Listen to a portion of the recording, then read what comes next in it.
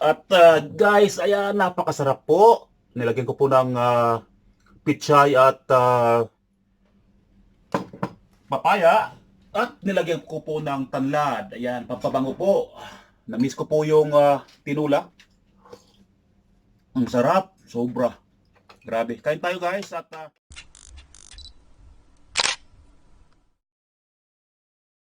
mga igan ko, good morning. Now we will cook tinolang manok o chicken tinola. Ayan guys, at here's the ingredients. Of course, yung chicken po natin, hiniwa-hiwa ko na po yan. At igigisa po natin yan sa bawang, sa ginger, onion, at lalagyan din po natin siya ng pamintang buo at durog. Ayan po, meron po ako dito durog na paminta. At ito pa po yung tanlad. Ito po yung importante para pampabango, pampasarap po kasi ito ang tanlad o lemongrass. So guys, alam nyo ba na ang lemongrass na ito is 3 dirham na po ito. Ito lang karami. Kakunti. So mahigit na po 30 pesos na po ito. Kulang-kulang 40 pesos. Ito lang po. Kaya magandang business po ang tanglad. Export para dito sa Abu Dhabi. At lalagyan po natin ng spring onion. At yung importante rin po na sahog natin, yung papaya. Ayan guys. At sobrang mahal din po ang papaya rito. Ito po is nasa 20 pesos na po ito. Isang pirasong maliit. Samantala po sa atin na hinihingi lang po ito sa kapitbahay o pinipitas sa mga tabi-tabi. Mahal po rito ang papaya. At lagyan din po natin ng pichay. Ayan. Ang pichay po na ito is 1 dirham. So nasa 14 pesos na po ito. Ito isang tali lang po na maliit. So guys, simulan na po natin pagluto. Guys, ito na po. Simulan na po natin yung pagluluto natin. Naglagay na po ako dito ng mantika at ito.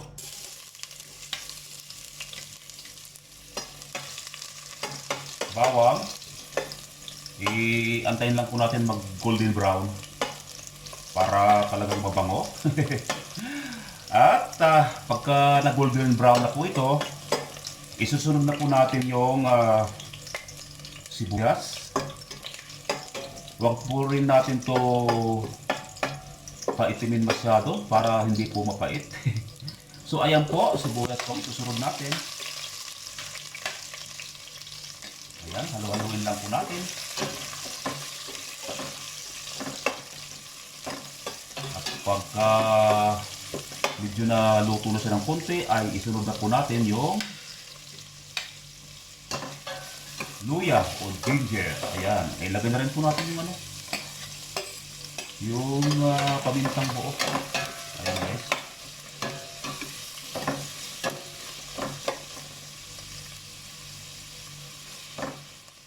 Na po at ito. Ilalagay na po natin ang chicken natin. Ayan.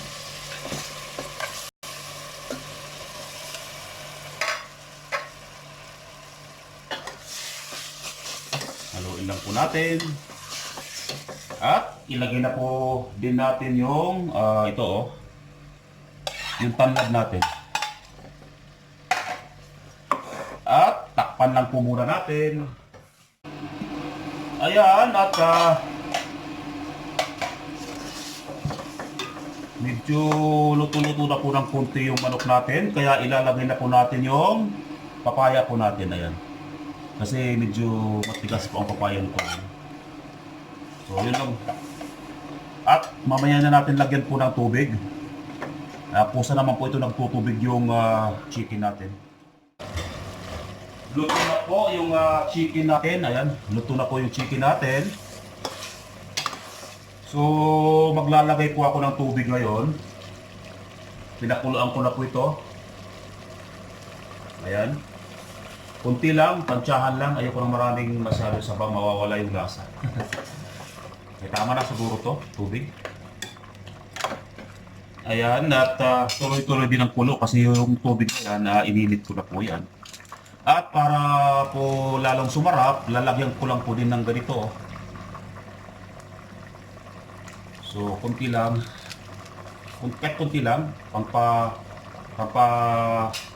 lasa lang. Yun ay mamasitas sa chicken tinola. At ilagay ko na rin yung pitsay natin. Ayan.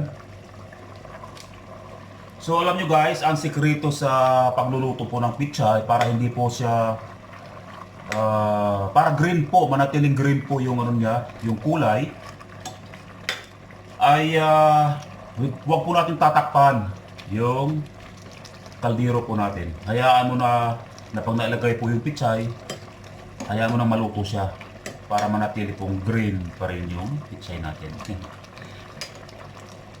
So at yun, tikman po natin kung ano yung magiging resulta nito. Oh lala, masarap, parang gusto ko pang lagyan ng kunting tubig. Ayan, okay na yan guys. Maya maya, hahanguin na po natin yan at kakain na po tayo mga kaibigan ko. At ilalagay na po natin sa ibabaw yung spring onion or yung sibuyas dahon po natin. Dagdag po to pampalasa. Di ba guys? So ayun, luto na to. At pwede na po natin to lantakan. Okay guys, at maya maya guys, at kakain na po tayo. O guys, pansinin nyo, luto na po yung pitsay pero nag-green pa rin siya. Ayan o. Yan po ang sikreto ng pagluluto ng mga dahon. Huwag nyo, pag nailagay po yung dahon, huwag nyo na pong tatakpan yung kaldero natin. Okay po natin, chicken tinola. Ayan. Luto na po. Ayan. Ayan, di ba? Ang sarap, pagbango. So, umpisahan na po natin kain. Kain na po tayo. Ang sarap. Nagutom po ako. Na-miss ko po yung chicken tinola. So guys, kain po tayo, mga kaibigan ko. Okay guys.